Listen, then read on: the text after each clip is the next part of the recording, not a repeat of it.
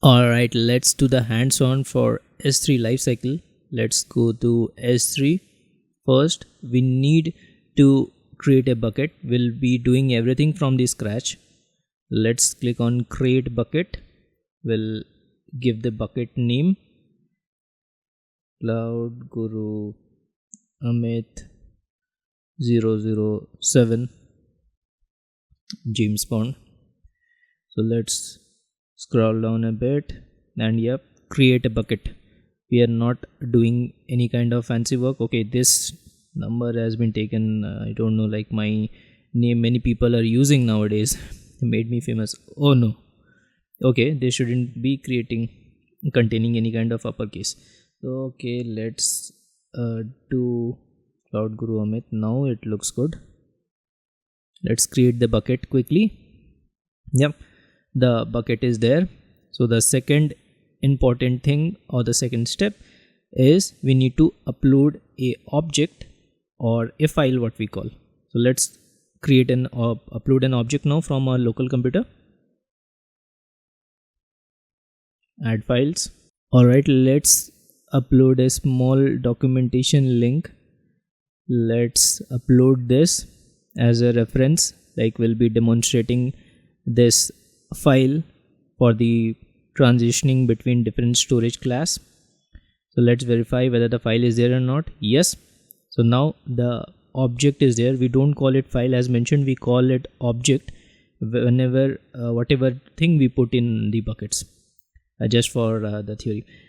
So let's now implement object lifecycle. So it's under the just remember, object lifecycles always operates at the bucket level. So this is the bucket we have created.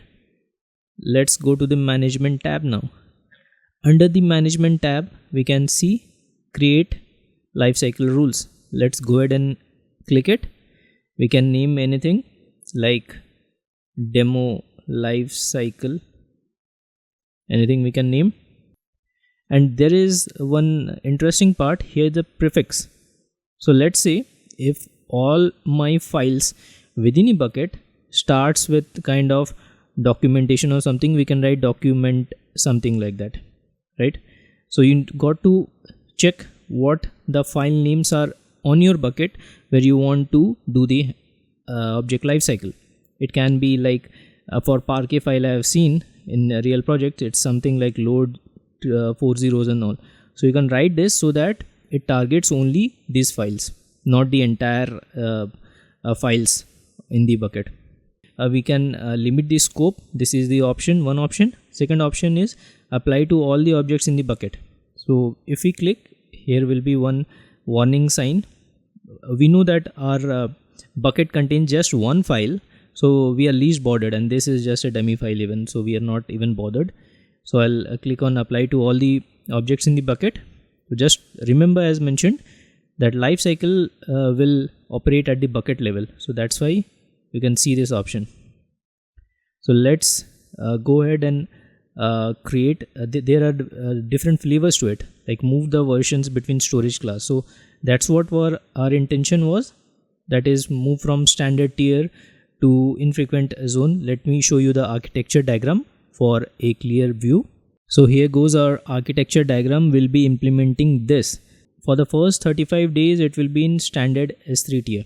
So let's we also need to expire or delete the object after 120 days if you look. So let's go ahead and click this expire current version of the object. There will be a timing mentioned below. I'll come in a bit. Delete the expired deleted markers incomplete multi-part objects. So multi-part objects are nothing, but let's say if your one file are divided into 5 parts. Let me give you an example. Let's say there is a 1 GB of file. You have divided in 5 parts to let's say 200 MB each. So that is called multi-part uploads. We'll come at this concept later, but this is not required, but I'm just giving you a brief idea. Let's select this as well. So if you look here, there are variety of flavors or the storage classes. The architecture diagram, it says after 35 days we need to move to standard IA or infrequent access. So let's go ahead and do this. This is standard infrequent access. I have selected it. Let's give the number 35 as per the architecture diagram. After 90 days, we are moving it to Glacier. So let's implement this. We'll go ahead by clicking add transition. Let's there is no mention of anything, so we can write anything. Glacier instant retrieval, Glacier flexible, so anything whatever you want. So let's go ahead and do this, formerly known as Glacier. This one, let's give it 90 as per the architecture diagram. So just acknowledge. I acknowledge this thing. You need to acknowledge this. So here comes the expiration or deletion of the objects. If we refer to the architecture diagram which I have created, after 120 days we need to delete the object. That is our text file or the sample file which I have uploaded in S3. So let's give the number 120 and let's delete incomplete multi-part uploads. So if you look here, it is the same architecture diagram, right? Let's note this. Day 0, objects uploaded after 35 days, objects move to infrequent access. Check this. After 35 days, standard infrequent access. After 90 days, Glacier. So check, after day 90, it moves to Glacier. And after 120 days, objects expire. See, day 120, delete object, or this is the expire.